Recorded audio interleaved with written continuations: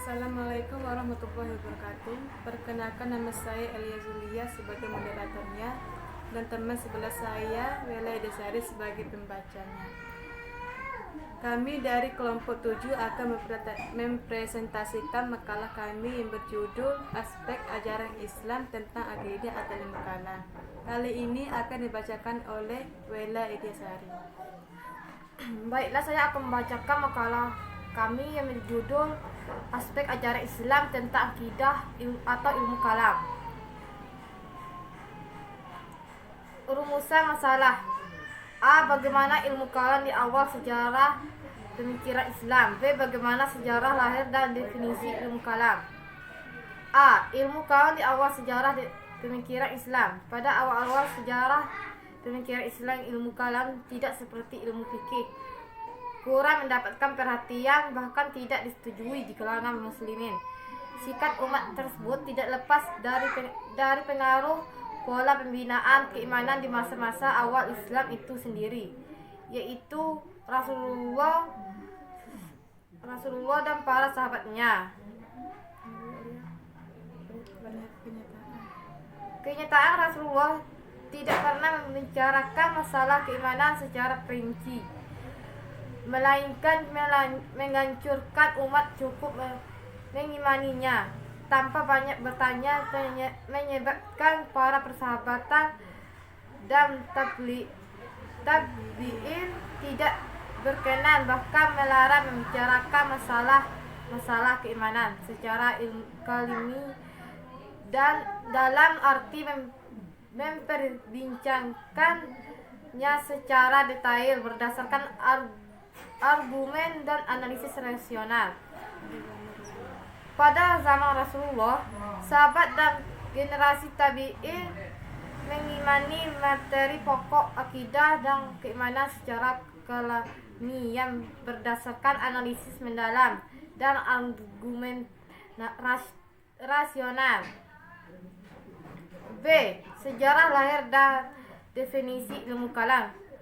Ketika dunia Islam berada pada era dinasti Bani Abbas, suasana perkembangan pemikiran umat mulai memperlihatkan kecenderungan baru. Pada penghujung abad pertama atau awal abad kedua Hijriah, muncul diskusi sistematis dan silang pendapat di sekitar persoalan kalam, seperti masalah iman dan kufur, pelaku dosa besar, dan masalah qada dan qadar.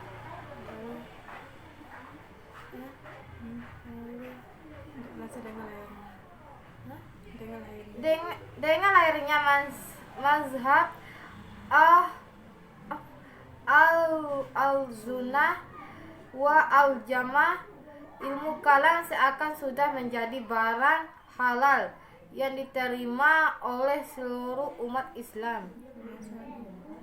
Ilmu kalam seperti ilmu keislaman lainnya juga mempunyai dasarnya sendiri dari sumber Al-Quran, baik menyangkut aspek metode maupun materi. Secara ideologis, berpikir rasional sama sekali bukan hal terlarang.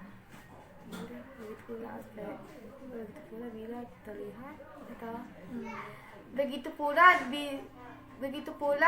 bila dilihat dari aspek materinya, tema atau materi bahasa ilmu kalam sama sekali tidak bergeser dari materi pokok akidah Islamiyah yang digariskan dan dititik beratkan oleh Al-Quran, yaitu masalah Allah dan Tauhid.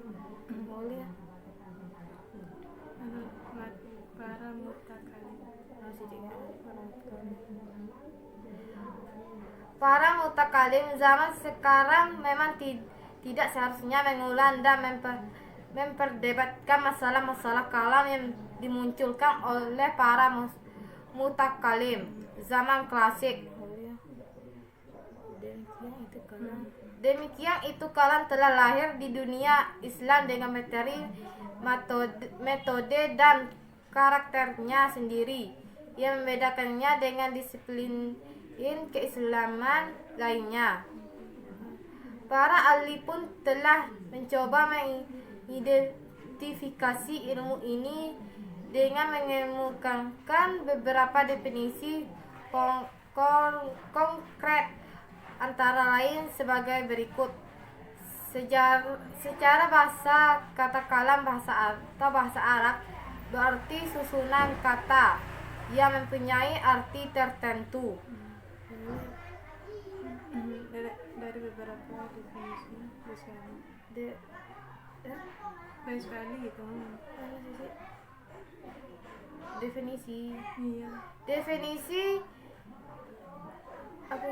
Definisi Ibn Khaldun ini secara eksplisit mengisyaratkan bahwa ilmu kalam muncul untuk membela paham akidah salaf dan ahlu sunnah. Terkesan seakan paham yang bukan salaf dan al sunnah difanda menyimpan. Dengan demikian, ilmu kalam adalah ilmu keislaman yang membahas masalah akidah atau keimanan berdasarkan argumen rasional dan tentu saja tanpa mengesampingkan nas Al-Quran dan Al-Sunnah. Sekian, itulah makalah dari kami. Saya kembali ke moderator. Baiklah, sekianlah makalah dari kelompok 7 tentang aspek ajaran Islam tentang akidah atau ilmu kalam. Bila ada yang ingin ditanyakan, silakan bertanya. Wassalamualaikum warahmatullahi wabarakatuh.